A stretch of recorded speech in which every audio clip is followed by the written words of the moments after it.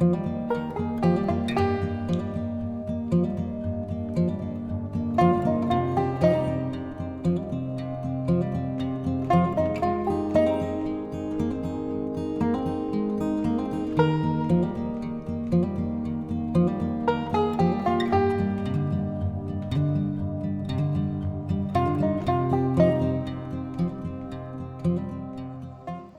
have a very, very kind and generous neighbor who, without her, I would be in a world of hurt this year because my big tomato plants really didn't do anything this year. They're only now, at the very end, with like 2 days till frost, they're only now starting to do anything. So she lets John and I, and sometimes Henry when he's home, come over here and pick tomatoes. And I think that's a 3-gallon bucket that we just picked. And she has been my lifesaver. But to give back when I can, like this is going to go be probably some more of that seasoned tomato sauce I'm such a fan of, except for I really need to make some Mexican spiced tomato sauce. But anyway, I always bring back some jars for them, for her family. And actually, in another spot in her garden over here, I'm going to go pick the beets that, thank goodness she's a very patient individual, because I promised to pickle their beets. And so then life, I swear, loves to get really busy. But we're gonna grab the beets today and pickle beets. So give back. If somebody's generous to you, find a way to give back to them. With the tomatoes now in the house, have them in the sink. Make sure it's a clean sink before you get started. And I just take my finger and I rub it over the tomato, looking to get anything off. Now on this tomato, I'll cut off the end. And I'll cut off this blotchy spot real gently, and then I'll take out the stem. So like this one here has got a zipper type look. I just run my knife along the side. I don't chop out a huge section. I just chop, run the knife underneath there and just chop off that little bit there. Like that one's got some blemishes. I just gently run the knife underneath it and just cut those right off. Trying to see if I had any weird. So like this one's kind of got a goofy spot. Well, same thing, just that, Now this one's got black on it. I'm still going to use this tomato. I'm just going to cut half of it off. I'll still wash it, and then I'll cut that half off, and that'll go off to the chickens for compost. Come over here to my plate. They're all cut into quarters. So they're all quartered. And then right here on the side is my container of ends and pieces that are going to go out to the chickens. There's also a couple other goodies in there that I forgot I had on the counter. So the tomatoes are all, they went from the bucket to the sink, getting cleaned, to here. And from here, let's go for a walk over to our roaster. And into the roaster they go. Now, I want to get this done today, hopefully. So I've got it cranked up. I've really got the temperature up on this thing. I might even crank it up to 450. It's just going to depend on how these are cooking. But these guys are going to cook in here, and for a while I'll just use a spoon or a fork and mush them around. But after they've really cooked down a ways, then I'm going to use my immersion blender to blend these guys up. Now I know a lot of the canning books and stuff, they say to skin your tomatoes.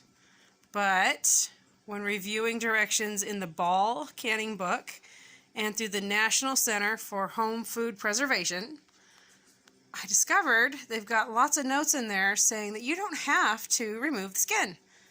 So instead of taking up that extra step of dunking them into boiling water, getting them back out, doing the hot tomato dance with your hands to get the skin slipped off, I just put them right here in the roaster, or if I'm not using the roaster and I'm doing them in a pot on the stove, they just go right in the pot. And then I just take the immersion blender to them and I blend it all up.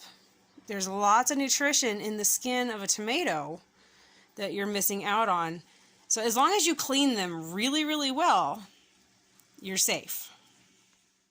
These tomatoes cooked down all night long. I just added my spices, and then I've got my immersion blender, and this is the way that I am able to blend it up so the skins are not a problem.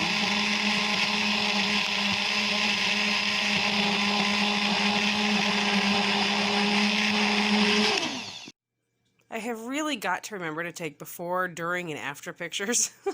But there you go. That is a gorgeous tomato sauce. I did the Mexican blend from the ball canning book.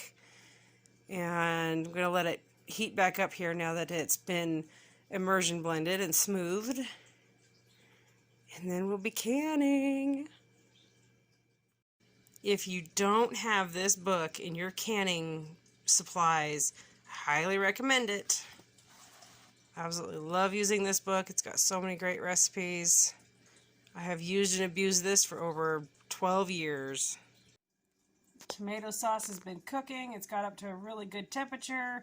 So I've got my jars over here, preloaded. Each one has a tablespoon of lemon juice that the recipe calls for. It's part of the preserving process. And now I'm just going to start getting them filled up.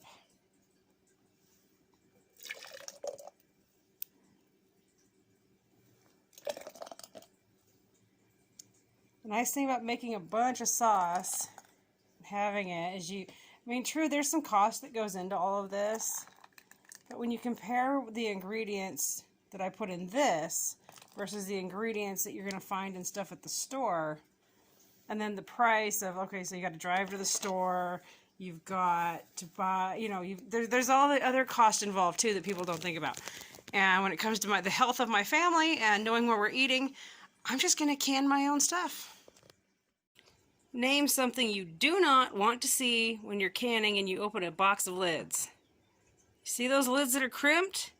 They absolutely cannot be used for canning anything wet, meaning anything that's going into a pressure canner or water bath.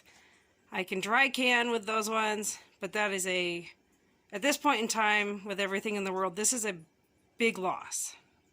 9 beautiful jars of chili sauce are in the water bath canner, and actually I've got at least a quart left in the pan, so I'm actually going to pull that quart and use it with our dinner for tonight, which, it's Tuesday, so chili sauce, this is a Mexican sauce, so Tuesday, Taco Tuesday, we're doing hamburger tonight, so take hamburger, grill it up, into chunks or hamburger, you know what I mean, and toss the red sauce in there, and dinner is done.